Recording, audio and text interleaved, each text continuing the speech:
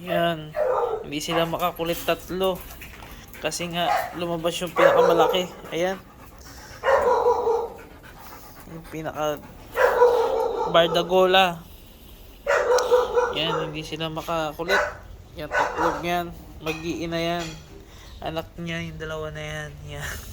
Si Andeng. Si Tommy ang brown and white. Si Oreo, yan yung black and white.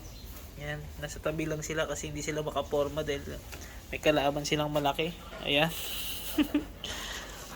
Plus ito ang pinakasiga.